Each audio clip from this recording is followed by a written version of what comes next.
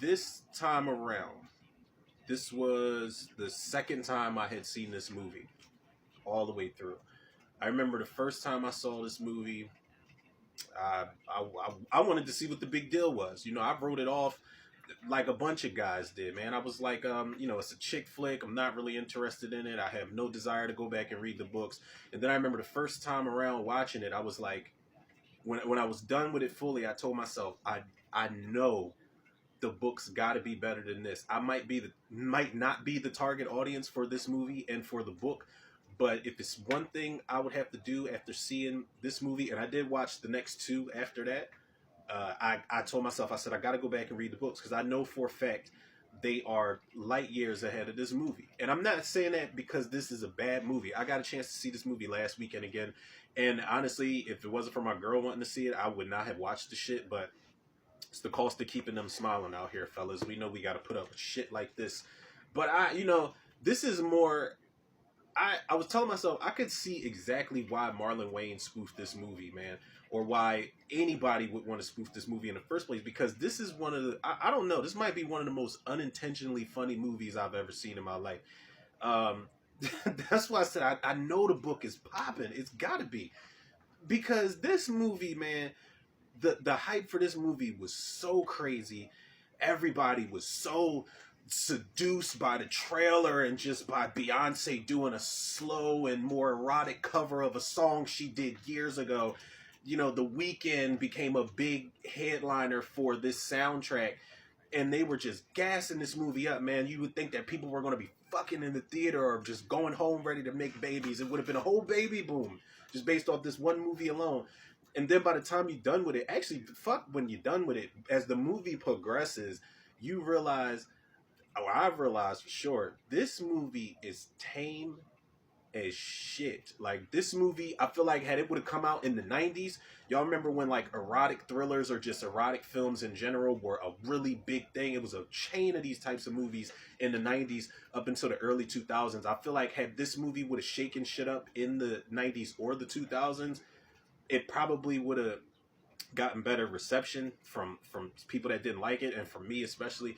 But because watching this in 2023, even when it came out in 2015, man, this shit is tame. This is nothing you haven't seen on Cinemax or the movie channel late at night or some shit like that, man. You've seen crazier things on the Real Sex TV show episodes back in the day. Like, everything they do is hyped up to be that, he's got a contract that's like a Ninja Scrolls worth of reading, that he wants her to agree to and agree to be the submissive.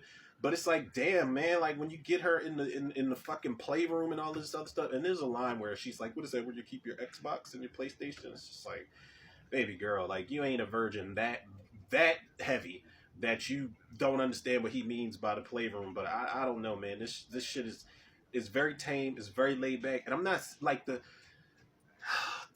performances aren't bad. I think if anybody's given the worst performance here, it's this guy Jamie Dornan that plays Christian Grey. Man, he plays it like the Terminator. He really does. And what's this chick's name? Dakota Johnson. I just saw Dakota Johnson in the Madam Web trailer. She's not bad.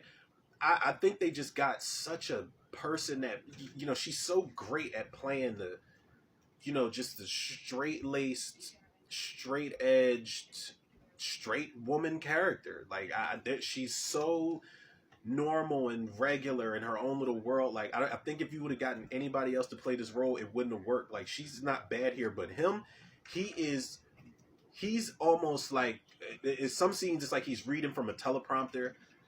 In other scenes, it's like he's got like like an index card in front of him or something like that, and he's just trying to be like as edgy and frustrated as he can.